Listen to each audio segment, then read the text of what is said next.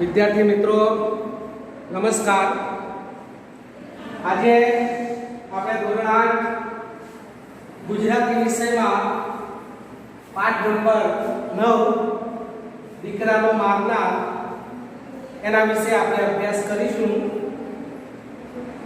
આ પાઠના સાહિત્યકાર ઝવેરચંદ મેઘાણી છે અને સાહિત્યનો પ્રકાર એ લોકકથા છે।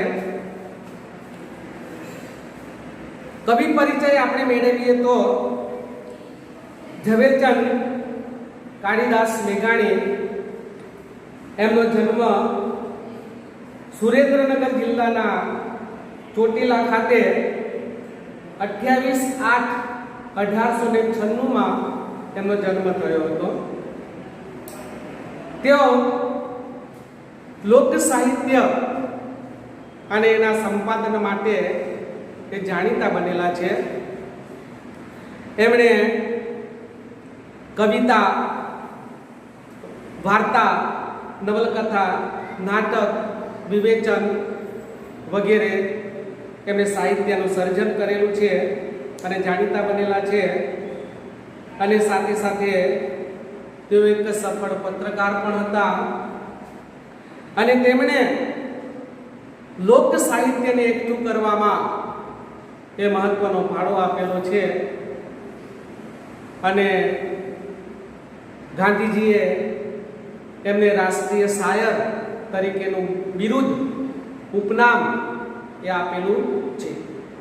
રાષ્ટ્રીય શાયર ઝવેરચંદ મેઘાણી એમને લોક સાહિત્ય ક્ષેત્રે ગામડે ગામડે ફરીને, સૌરાષ્ટ્રના ગામોમાં ફરીને એમણે ઘણું બધું સાહિત્ય એકઠું કરેલું છે। અહીંયા આ દીકરાનો મારનાર એ પાઠનો સાહિત્ય પ્રકાર છે લોકકથા। લોકકથા એટલે લોકોના મુખે કહેવાતી, સાંભળેલી કથા, વાર્તા, એને લોકકથા કહેવામાં આવે છે। પહેલાના વખતમાં જે સામાન્ય માનવીથી માંડીને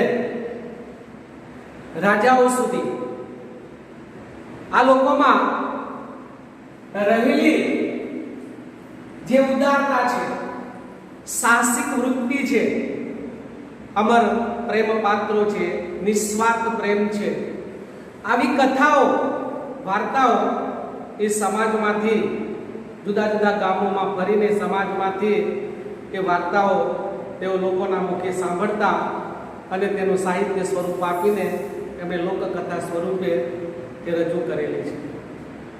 અને આ રીતે માનવના હૃદયમાં પડેલી એ ઉદારતા છે, નિસ્વાર્થ વૃત્તિ છે, સાહસિક વૃત્તિ છે, એને બહાર લાવવા માટેનો પ્રયાસ એ સત્ય વાર્તાઓ ઉપરથી એમણે રજૂ કરેલા છે। અહીંયા પણ દીકરાનો મારનાર એક સત્ય કથા છે।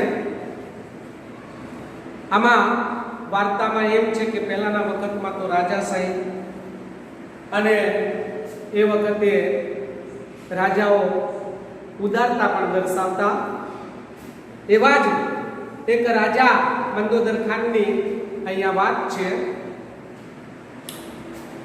હોળીના દિવસો છે, ગામમાં ઘેરૈયાઓ હોળી ખેલનારા હોળી ખેલી રહ્યા છે। ધૂળેટીના દિવસે, હોળીના બીજા દિવસે એટલે ધૂળેટીના દિવસે, અને એક અતિથિ મહેમાન ચારણ આ ગામમાં પ્રવેશે છે અને ઘેરૈયાઓ તેને ઘેરી વળે છે। એની પાસે એક તલવાર પણ છે। આ ઘેરૈયાઓ તેની તરફ ધૂળ, માટી વગેરે ઉડાડે છે અને ધૂળમાંથી બચવા માટે એ પોતાની તલવાર વીંચતો હોય છે। પણ અચાનક જ એ ધૂળમાં એને ખબર, ધૂળ ઉડતી હોય છે એટલે એને ખબર હોતી નથી અને એ તલવારનું મ્યાન છે એ નીકળી જાય છે અને ખુદ મંદોદર ખાનના પુત્રના ગળામાં એ તલવારનો ઝાટકો વાગી જાય છે અને એ મૃત્યુ પામે છે। અને આ વાતની જાણ એ રાજાને થતાં જ એ પોતાના દીકરાને મારનારને પકડવા માટે જાય છે, પરંતુ ત્યાં જઈને એ ચારણ પાસેથી સત્ય હકીકત સાંભળે છે અને ખુદ રાજા પોતાની ઘોડી આપીને ગામના લોકોથી એને બચાવવા માટે ભાગી જવા માટેનું સૂચન કરે છે. જુઓ મિત્રો, આ રાજાની કેટલી ઉદારતા કહેવાય. પોતાના દીકરાને મારનારને જ ગામ લોકો મારી ન નાખે એટલા માટે એને રાજા પોતાની જ ઘોડી આપીને એને બગાડી મૂકી. આ એમની ઉદારતા હતી. ચારણમાં કોઈ વાઘ નહોતો, એને ખબર નહોતી, એને અજાણતા જ મંદોદર ખાનના એ પુત્રના ગળામાં તલવાર વાગી જાય છે. આવી ઉદારતાની ઘણી બધી વાર્તાઓ ઝવેરચંદ મેઘાણીએ એ રજૂ કરેલી છે. એમાં સૌરાષ્ટ્રની રસધારા એમની વાર્તાઓ એમાં રજૂ થયેલી છે. એ પણ સુંદર મજાની વાર્તાઓ એમના એ રજૂ કરવામાં આવેલી છે. તો આવી જ એક લોકકથા છે, દીકરાનો મારનાર, સત્ય ઘટના ઉપર આધારિત છે. એને હવે આપણે જોઈએ. આ વાર્તામાં એમ કહેવામાં આવ્યું છે કે મનુષ્યના હૃદયમાં ઉદારતા રહેલી છે, બરાબર. સાથે સાથે આતિથ્ય ધર્મ, મહેમાન એને ગમે તેવી કઈ તકલીફ ન પડે એવો ધર્મ બજાવવો, એવો આતિથ્ય ધર્મ, અને મનુષ્યનો જે દિલાવરી ઉદારતા છે એ ઉદારતા પણ અહીંયા રજૂ કરવામાં આવી છે મંદોદર ખાનના પાત્ર દ્વારા. જોઈએ આપણે. દેવાડિયા ગામના છાપામાં ફાગણ એકમને વખતે ધૂળેટી રમાઈ રહી છે. વચ્ચે દરબાર મંદોદર ખાનનો 8 વર્ષનો દીકરો ને કોરે મોરે ગામ આખાના હેડીના જુવાનો છે. આગલે દિવસ ઉત્તરાયણનું પર્વ હતું એટલે લીલા પીળા અને કેસરિયા રંગના સૌ ઘરકામ હતા. તમામને કે પંચરંગી છાંટના દીપતા હતા, પણ આજ તો પડવો એટલે ઘેરૈયા માજા છોડી ગયા છે. ગાંડાતુર બનીને ગારો, માટી, છાણ જેવી ગંદી વસ્તુઓને એકબીજાની ઉપર રોડતા ગુલતાન થઈ ગયા છે. ધૂળેટીનું તો પરબ જ થોડું ગાંડું, અને એમાં ગામડાની ધૂળેટી, કાળો કો. જો દેવાડિયો ગામ છે, એ દેવાડિયા ગામના ઝાપામાં ગામના પાદરમાં ફાગણ વદ એકમ, ફાગણ મહિનામાં જે હોળી આવે છે ને હોળીનો બીજો દિવસ એટલે ધૂળેટી. એ ધૂળેટીના દિવસે હોળી રમાઈ રહી છે. વચ્ચે દરબાર મંદોદર ખાન નો 8 વર્ષનો એકનો એક દીકરો એ પણ રમી રહ્યો છે. અને કોરે મોરે એટલે કે આજુબાજુ ગામ આખાના હેડીના એટલે કે સરખે સરખા યુવાનો પણ હોળી રમી રહ્યા છે. આગળના દિવસે હુતાશની એટલે કે હોળીનું પર્વ હતું, પરબ હતું. એ પર્વ હતું, તહેવાર હતો, એટલે આ લીલા અને પીળા અને કેસરી રંગના રંગોથી આ બધા જ રંગાઈ ગયા છે. અને આમે હોળીનો તહેવાર એટલે તો રંગોનો તહેવાર, એટલે સૌ જુદા જુદા રંગોથી રંગાઈ ગયા છે. તમામના અંગે પંચરંગી છાટણા દીપતા હતા. બધાના અંગો રંગબેરંગોથી એ રંગાઈ ગયા હતા. પણ આજે તો કે પડવો એટલે પ્રથમ પખવાડિયા 15 દિવસની જે પ્રથમ તિથિ આવે છે, બરાબર. એમાં જે શુક્લ પક્ષ અને કૃષ્ણ પક્ષ એની પ્રથમ તિથિ એટલે એને પડવો કહેવામાં આવે છે. અને અહીંયા તો ફાગણનો પડવો, અને એમાં ધૂળેટી એટલે ઘેરૈયાઓ એટલે કે હોળી રમનારા એ ઘેરૈયા હોય તો આજે માજા મૂકી દીધી છે, રમવામાં તલ્લીન થઈ ગયા છે. એમને કઈ ભાન રહ્યું નથી, ગાંડાતુર બની ગયા છે. આ ઘેરૈયાઓ ગાંડાતુર બની ગયા છે, હોળી રમી રહ્યા છે. અને એ ગાંડાતુર બનીને આ પાછું ગામડાની ધૂળેટી, અને ગામડાની ધૂળેટીના દિવસે અહીંયા લોકો ગારો એટલે કે કાદવ, માટી, ઢોરનું છાણ એવી ગંદી વસ્તુઓ એકબીજા ઉપર ફેંકી રહ્યા છે. કેટલાક તો આવો ગાર, માટી કે છાણ વગેરે ડોલમાં ભરીને પાણી અંદર નાખીને રંગો કરીને પણ રેડતા હોય છે. આમ ગાર, માટી અને છાણથી આવી ગંદી વસ્તુઓથી આ ગામમાં લોકો હોળી રમી રહ્યા છે, ગાંડા બની ગયા છે. અને આમે કહેવાય છે ને કે આ ધૂળેટીનું પર્વ, ધૂળેટીનો તહેવાર એ ગાંડું પર્વ કહેવામાં આવે છે, ગાંડો તહેવાર કહેવામાં આવે છે. લોકો ધૂળ, માટી અને છાણ ઉડાડતા પણ અચકાતા નથી. એમ આ રીતે ગાળ, છાણ, માટી એકબીજાની ઉપર નાખીને જુલમ ગુજારી રહ્યા છે અને બીજી તરફ આનંદ પણ મેળવી રહ્યા છે. એવામાં પેલા ભાઈઓ ગુજરે લુગડે મહેમાન વયો આવે એમ ઘેરે પાત્રમાં નજર નાખીને ચસ્કો કરે તો ત્યાં ઘેરેવાની મીટ મહેમાન પર બંધાય. કેટલાક ઘેરૈયાઓ જે પાદરે રમી રહ્યા છે એમાંથી એક ઘેરૈયાનું ધ્યાન દૂર આવતા એક મહેમાન ઉપર પડી. એક મહેમાન આ ગામમાં આવી રહ્યો છે અને એને કહ્યું કે મહેમાન આવી રહ્યા છે, કોઈ ઉજળે લુગડે કોઈ મહેમાન એ આવી રહ્યું છે. વયો આવે છે એટલે કે આ આવી રહ્યો છે. એલા મહેમાનને કોઈ છાંટોમાં મહેમાનને કોઈ હોડી ન રમાડતા, એના ઉપર ગંદો આ છાણ માટી ન નાખતા, એમાં કોઈક ડાયો હશે એને એમ કહ્યું. પણ બીજાએ કહ્યું કરે મહેમાનને કઈ રોડ્યા વગર રહેવાય? મહેમાન આપણા ગામમાં આવે ને એને હોડી રમાડ્યા વગર ક્યાં રહેવાય? ના રહેવાય. કે મહેમાન ક્યાંથી હાથ આવે કે મહેમાનને આજે હોળી રમાડવી જ પડશે, ધૂળેટી રમાડવી જ પડશે. કે સાચું સાચું મહેમાનને રોડો, ગોટે માંગો, રોડો. એવા રેડિયા ઉઠ્યા અને ઘેરૈયાએ મુસાફર સામે મીટ દીધી. બીજા કેટલાક કહી રહ્યા હતા સાચું છે, સાચું છે કે મહેમાન આપણે ગામમાં ક્યાં એને રોડો, એના ઉપર રંગ છાંટો કે એના ઉપર રંગ છાંટો કે અને ગોઠ્ય માંગો. ગોઠ્ય એટલે હોળી જે રમાડનાર વ્યક્તિ રંગ નાખે એટલે સામેવાળો વ્યક્તિ એને કંઈક ભેટ આપે, બક્ષિસ આપે, એને ગોઠ્ય કહેવામાં આવે છે. એ ગોઠ્ય એવી કોઈ ભેટ એ મહેમાન પાસેથી કે આપણે માંગો કે એને રોડો, એવા બૂમા બૂમ આખું ટોળું કરી રહ્યું હતું. અને ઘેરૈયાઓએ ભેગા થઈને પેલો મહેમાન આવી રહ્યો હતો એની સામે દોટ મૂકી એને રંગવા માટે, ધૂળેટીનો રંગ એની ઉપર છાંટવા માટે એ બધા એના તરફ ગયા.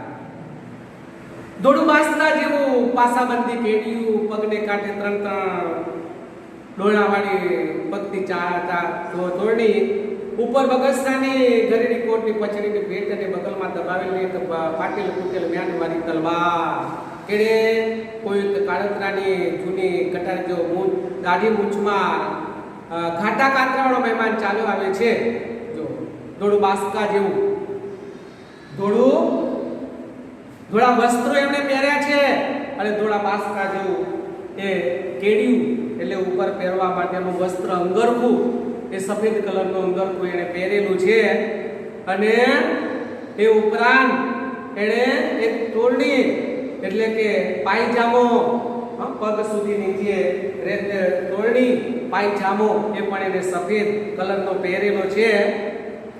ઉપર કે બગસરાની ઘરેડી કાણાવાળી કોરની પછેડી એને રાખેલી છે અને દાઢી મૂછના કાતરા પણ લટો પણ એને દેખાઈ રહી છે.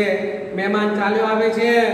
વસંત ઋતુના વનવગડી આંબાના મોરની બચુડતી ફોરમો લેતો લેતો કેસુડાના ફૂલની ચૂંદડી જાણે વનરાએ ઉડી દીધી હોય તેવો શણગાર જોતો છતાં પોતાને તો ઉતાસનો જરાય ઉલ્લાસ નથી. એવા આદમીએ જે ઘડીએ ઘેરાયાની લગોલગ આવ્યો તેવી તેને ચીસ પાડી ઉઠ્યો કે જો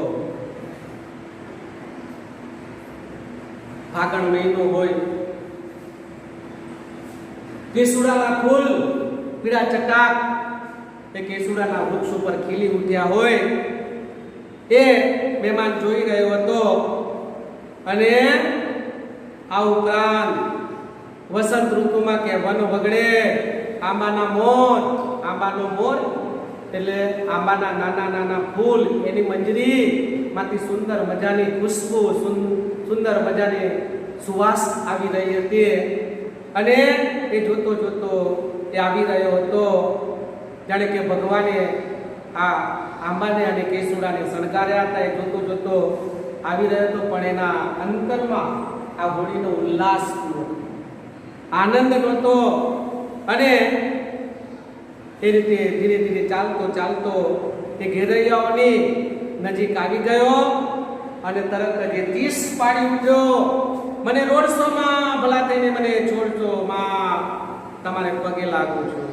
પેલા ઘેરૈયાઓની નજીક એ મહેમાન આવી ગયો, સફેદ વસ્ત્રો પહેરેલા છે, અને એ કરગરવા લાગ્યો કે મને હોળી રમાડશો માં, મારા કપડા બગાડશો માં, મને રંગ છાંટશો માં. એમ એ કરગરવા લાગ્યો કે તમને પગે પડું, મારા કપડા ઉપર રંગ છાંટશો નહીં. પરોણો એટલે અતિથિ, મહેમાન. મહેમાને ના પાડી તેમ ઘેરૈયાઓને ઉલટાની વધારે ચાનક ચડી, વધારે ઉત્સાહમાં આવી ગયા. અને હોળીમાં એવું જ થતું હોય છે, કોઈ રમવાની ના પાડે એમ પેલા ઘેરૈયાઓ હોય એમને વધારે ઉત્સાહ આવતો હોય છે. એમ પેલા મહેમાને ના પાડી એમ પેલા ઘેરૈયાઓને તો વધારે ઉત્સાહી બની ગયા.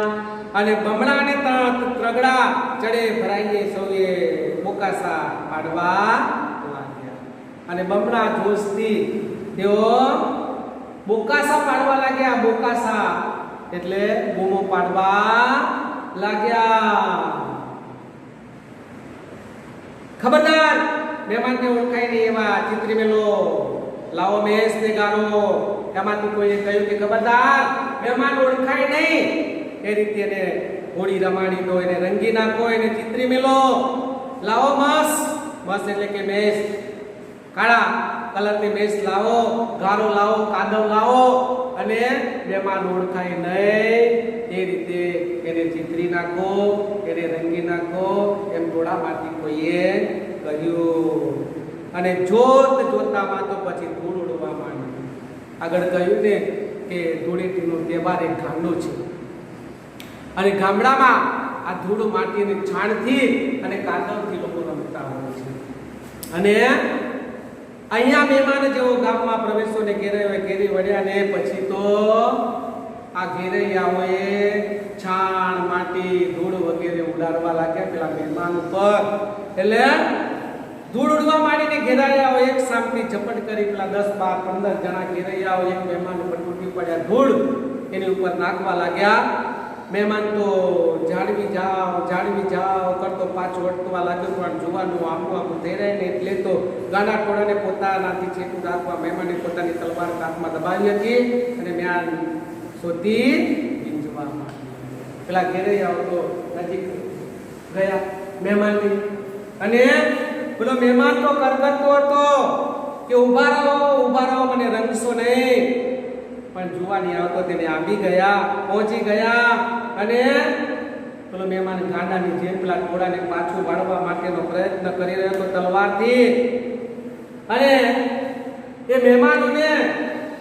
મહેમાને પેલા ઘેરૈયાઓને હોળી રમાડનારા લોકોને પોતાની નજીક ના આવે એટલા માટે પોતે જે સાથે લાવ્યો તે તલવાર, કાંખમાં બગલમાં રાખી હતી તે તલવાર એને કાઢી અને મ્યાન એટલે તલવારને રાખવા માટેનું ખોખું, એને મ્યાન કહેવામાં આવે. એ મ્યાનમાં તલવાર હતી, મ્યાન સાથે એ તલવારને વીંજવા લાગ્યો આમ કે જેથી પેલા ઘેરૈયાઓ એની નજીક આવે નહીં. અને ઘેરૈયા ચસકા કરતા ઉપર પડવા લાગ્યા ને પોતે 2 કદમ પાછો વળતો જાય છે. બરાબર, પેલા ઘેરૈયાઓ જેમ નજીક આવતા ગયા ઘોડાવા લાગ્યા તેમ પેલો તલવાર વીંજતો જાય છે. રહેવા દો તેમ મહેમાન કરે છે, પણ પેલા ઘેરૈયાઓ માનતા નથી. ધૂળની દમરીઓ ઉડાડે છે એટલે પોતે કાંઈ જોઈ શકતો નથી. ધૂળ ઉડાડવા લાગ્યા, રસ્તાની ખોબા ભરી રસ્તાની ધૂળ ઉડાડવા લાગ્યા ને મહેમાન ઉપર નાખવા લાગ્યા, અને ધૂળ ઉડી અને એના કારણે સામે કોણ છે એ ધૂળમાં પેલા મહેમાનને કઈ દેખાતું નહોતું.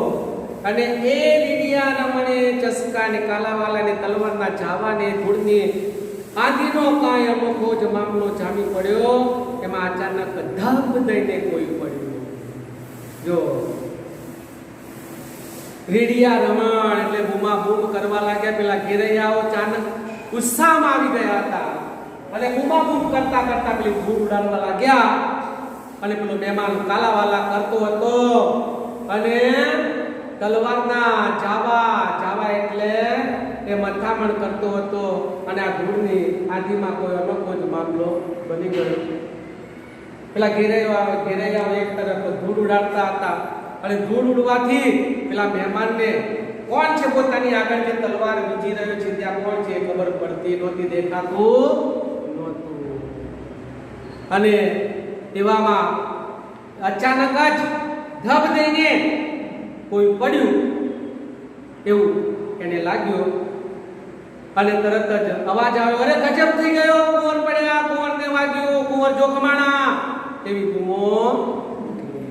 કુંવર આ ગામના રાજાના કુંવર કે જોખમાણા, એમને જખમ પડ્યો, કુંવરને વાગ્યું છે અને આ કુંવર ઘાયલ થયા છે એવી બૂમો આ ઘેરૈયાના ટોળામાંથી ઉઠવા લાગી. મહેમાને કુંવરને તલવાર મારી, પકડજો, જાલજો એ બીજી ચીસ પડી. જો કે આ મહેમાને કુંવરને તલવાર મારી છે ને પકડો એને, ઝાલો એને પકડો કે બૂમાબૂમ કે ટોળું કરવા લાગ્યું. પેલી ધૂળ ઉડતી હતી, ઘેરૈયાઓ ધૂળ ઉડાડતા હતા અને પેલો મહેમાન બચવા માટે તલવાર વીંચી રહ્યો હતો અને એ તલવારનો ઘા અચાનક જ પેલા કુંવરને વાગી ગયો, એનું ગળું કપાઈ ગયું. એટલે કે છે કે મહેમાને કુંવરને તલવાર મારી, એને પકડો. અને મુસાફર ચોંકી ગયો કે હે મારાથી શું થઈ ગયું? એ ભાન ભૂલી ગયો અને ભાગ્યો પીવાને સીમાડે હરી કાઢી અને એ ચોંકી ગયો કે હે રાજાનો કુંવર, એને તલવાર વાગી છે. ગભરાઈ ગયો અને એ ભાગ્યો ઊભી વાટે સીમાડા તરફ. એ પાછો એ દોડીને ભાગવા લાગ્યો. એને લાગ્યું કે આ તો રાજાનો કુંવર છે, મને મારી નાખશે આ ટોળું. અને તે જીવ બચાવવા માટે ભાગવા લાગ્યો અને શું થઈ એ જોવાનો વેળા પણ ધરીને પાછું વળીને નજર નાખવાની હિંમત નહોતી. સામા આમ પાછું વળીને જોવાની હિંમત નહોતી, કારણ કે રાજાનો કુંવર મૃત્યુ પામ્યો તો પોતાની તલવારથી. આ ટોળું કે મને મારી નાખશે એટલે ભાગ્યો. પોતાના હાથમાં તલવાર પકડી છે, એની સી દશા થઈ છે, એની રખવાનું પણ એને ભાન નહોતું. કાંઈ ગાંડો માણસ કોઈ ખૂની દોડે જાણે દોડે જાય છે, કોઈ ખૂની હોય, કોઈ ગાંડો માણસ હોય, એમ પેલો સીમ તરફ, ખેતરો તરફ એ પાછો પેલો મુસાફર એ દોડી રહ્યો છે. એનાથી ભૂલ થઈ ગઈ છે, એને ખબર નથી. અહીં છાપામાં તો કેદ થઈ ગયો ને મંદોદર ખાનના દરબારના 8 વર્ષના કુંવરને બરાબર ગળાની ઘૂંઘણી ઉપર તલવારનો વાટ પડ્યો છે. એનું કાગોચું ભરાઈ ગયો અને ઘડી બે ઘડી તો એની નાળ રગાલે સેવું થઈ ગયું. અહીંયા છાપામાં ત્રાસ થઈ ગયો. મંદોદર ખાન, આ ગામના રાજા મંદોદર ખાન, નવાબ મંદોદર ખાનના પુત્રનું ગળું કપાઈ ગયું. મંદોદર ખાનના 8 વર્ષના કુંવર, ફક્ત 8 વર્ષનો એકનો એક કુંવર, અને એને ગળાની ઘૂંઘણી ઉપર, ગળાની આ જે નળી છે નળી ઉપર આ તલવારનો ઝાટકો વાગી ગયો હતો અને લોહીનું ખાબોચિયું ભરાઈ ગયું હતું. એમાંથી લોહી નીકળી રહ્યું હતું અને આ રાજાનો કુંવર ઘડી બે ઘડીમાં એ મહેમાન હોય તેમ એ થઈ ગયું. પણ આ શું થયું? થયું એમ કે ગેરાઈથી બચવા માટે એ વખતે પોતાના છેટે રાખવા માટે મહેમાને જે જ્ઞાન પોતે તલવાર આડી વીંધતો હતો તેનું જ્ઞાન દેવગતિએ ધૂળની આંધીમાં કોણ જાણે ક્યારે નીકળી પડ્યું, કોઈને ખબર ન પડી અને તલવાર પીછી અકસ્માત કુંવરના ગળામાં મૂંગડી ઉપર લસકો લેતી ગઈ.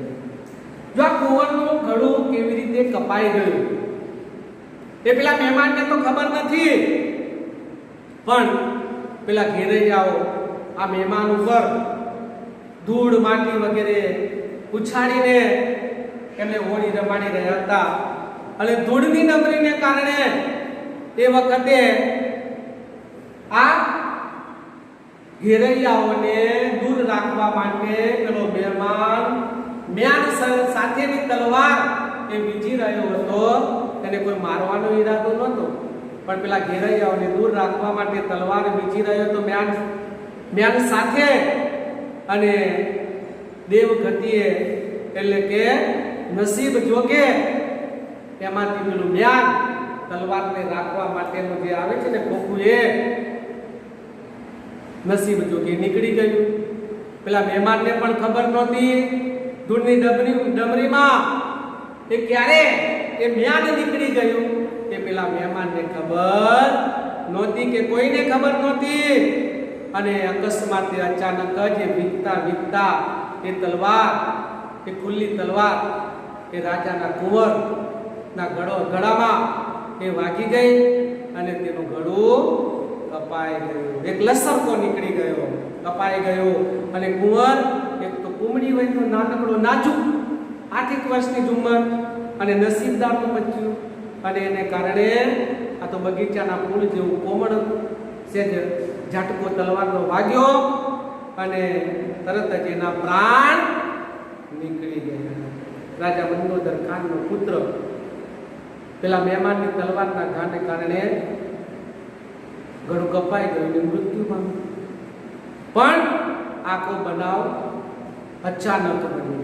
પેલા મહેમાનને એ વાતની ખબર નહોતી કે પોતાના તલવારનું મ્યાન એ નીકળી ગયું છે, અજાણતા થઈ ગયું. પલકમાં તો માણસો ડેલીએ દોડ્યા ને કવા કસુંબા ને આખો ડાયરો ભેગુર છે. દરબાર મંદોદર ખાન જાતના હતા માલે સલામ, પણ અસલ તો રાઠોડ રજપૂતની ઓલાદ, એક જ ગામડાનો ધણી, વાટકીનું શિરામણ કહેવાય, પણ પેટ બહુ મોટું. એટલે ફૂલની સુવાસ પામીને જેમ ભમરા વિંદાય તેમ કારીગરો, નટવાઓ, કવિઓ, ગવાણા બજાણા કરનારાઓ તમામ મોટી આશાએ આજે વરસ દિવસના ઉજાતા પરબ પર દિવાળી અને દિલ્હીએ સમાતા નથી. ત્યાં રંગમાં ભંગ પડ્યો, રાડ થઈ કે કુંવર મર્યો. કુંવરને મારી ગયો. જો પલક વારોમાં તો બધા દિલ્હીએ રાજાના મહેલે પહોંચી ગયા, દિલ્હીએ પહોંચી ગયા. અને એ વખતે આનંદનો તહેવાર આ ધૂળેટી મનાવી રહ્યા હતા રાજ દરબારમાં. અને આ કસુંબા, કાવા કસુંબા એટલે કે અફીણને ઘોડીને એને વાટીને બનાવવામાં આવેલું પીણું, એને કસુંબો કહેવામાં આવે છે. એ આખો ડાયરો પી રહ્યો હતો અને ઘેઘૂર ભરચક એ ડાયરો જામ્યો હતો. દરબાર મંદોદર ખાન હતા માલે સલામ એટલે કે મુસલમાન. મંદોદર ખાન એ મુસલમાન હતા, પણ અસલ તો એ રાઠોડ રજપૂતની ઓલાદ હતી. એક જ ગામડાનો ધણી, એક જ એને ગામ હતું, એની સત્તામાં એક જ ગામ હતું, એક જ ગામનો માલિક હતો. પણ વાટકીનું શિરામણ કહેવાય એટલે કે થોડીક આવક વાળા હતા. એક જ ગામ એમના હાથમાં, એટલે એમને આવક પણ ઓછી, પણ એમનું પેટ મોટું હતું. એટલે કે એ ઉદાર દિલના હતા, દિલાવર આદમી હતા. અને એને કારણે ફૂલની જેમ સુવાસ પ્રસરે ને એમ એમની ઉદારતાની સુવાસ આસપાસના ગામોમાં પણ પ્રસરી ગઈ હતી.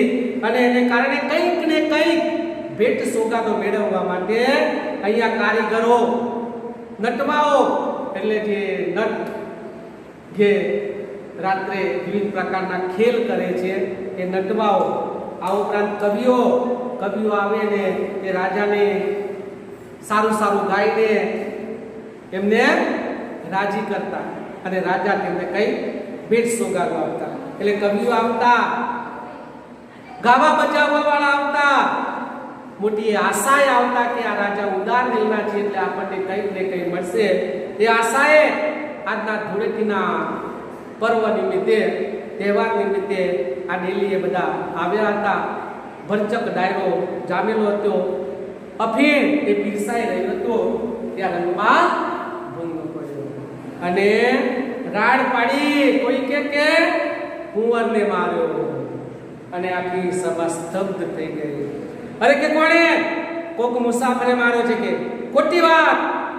આજ કોનો દી ભર્યો છે કે અરે બાપુ આ મારીને જાય ઉભે માર્ગે ઉગાડી તલવારે જો બાપુ તમારા દીકરાને મારીને આ ઉગાડી તલવારે તો સીમાડે સીમમાં ખેતરોમાં આ વાડીઓમાં થઈને એ જઈ રહ્યો છે કે ઉગાડી તલવારે હા લાવ મારી ઘોડી અને તરત જ મંદોદર ખાન કહે છે કે લાવ મારી ઘોડી કે મારા દીકરાને મારનારને હું પકડી લાવો રૂપિયા 2000 ની રોજડી ઘોડી રોજડી એક જાત છે ઉત્તમ પ્રકારની જાતની ઘોડી હતી આદિના કુંભાર માથે જાતિના ડાબા માળે તેવી ભાગ્યના અરુણે સાથે ભેટો કરાવતા જો કુંભાથડ એટલે હાથીના કપાળમાં જે બે ભાગ આવે છે તેમ ડાબી જમણી બાજુ એને કુંભાથડ કહેવામાં આવે છે એમાં એવી સરસ મજાની આ ઘોડી હતી અને ભાગતા હરણની સાથે પણ ભેટો કરાવીને અસ્વાદને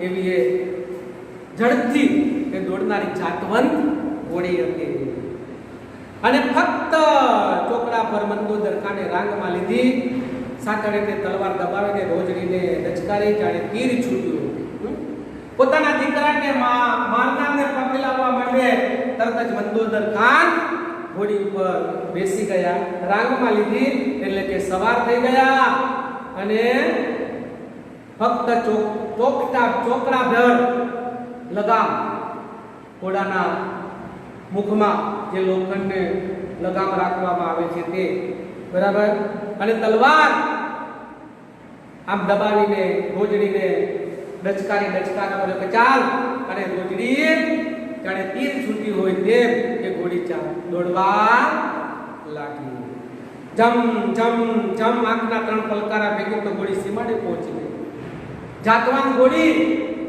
થોડાક સમયમાં થોડીક મિનિટોમાં એ સીમમાં પહોંચી ગઈ સમથળ ધરતીમાં સામે જોયું આજનો ભાગતો અને આ રાજાએ મંદોદર ખાને જોયું તો પેલી સમથળ સરખી ભૂમિ ઉપર તો પોતાના દીકરાનો મારનાર મહેમાન એ ભાગી રહ્યો હતો દોડી રહ્યો હતો હાથમાં ઉગાડી તલવાર હતી અને થોડો પ્યાલો ચમકી રહી હતી સમજી લીધું કે મારા દીકરાનો મારનાર આજ ખૂની છે અને મંદોદર ખાને ઘોડીને દોડાવી એ મહેમાન ને જોઈને ઘોડીને દોડાવી ભાગતા વ્યક્તિને જોઈને ઘોડી દોડાવી અને મહેમાન દોડતો જાય છે ત્યાં ડાબલા સંભળાને થંભી ગયા ને પાછો ફરીને જોતાની વાર જ જાણી લીધું કે પોતાનો કાળ આવી પહોંચ્યો મંદોદર ખાન પેલા જે મહેમાન હતો પોતાની જે પેલા 8 વર્ષના કુંવરને માર્યો તો એ મહેમાન ભાગી રહ્યો છે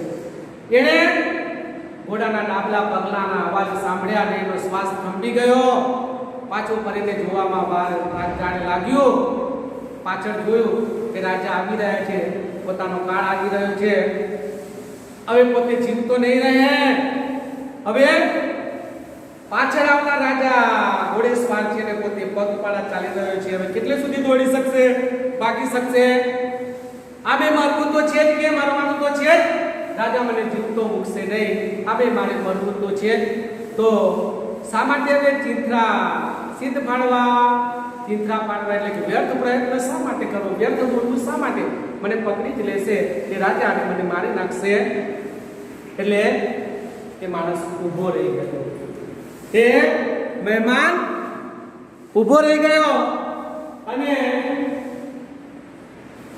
બોલીને તો કાઢને અટકાવે એમ રહ્યું નથી ખુલાસો કરવાનો વખત નથી એટલે સામા ઊભા રહીને આ મુસાફરે પોતાની તલવાર પોતાને ગળે આ મુસાફરને લાગ્યું કે હવે ખુલાસો કરવાની કે મેં તમારા દીકરાને માર્યો નથી શું થયું એ મને ખબર નથી અજાણે જે વાગી ગઈ છે તલવાર એવો ખુલાસો કરવાનો વખત નથી હવે મરવું જ છે એટલે તરત જ પોતાની તલવાર હતી એ તલવાર એ મુસાફરે પોતાના ગળે મૂકી દીધી કે જો તમે આગળ આવશો રાજા તો મારું ગળું કાપી નાખ્યું આમ આ મુસાફર એ ગળા ઉપર એ તલવાર મૂકીને એ ઊભો રહી મિત્રો પછી શું થયું એ આપણે બીજા ભાગમાં જોઈશું. અસ્તુ.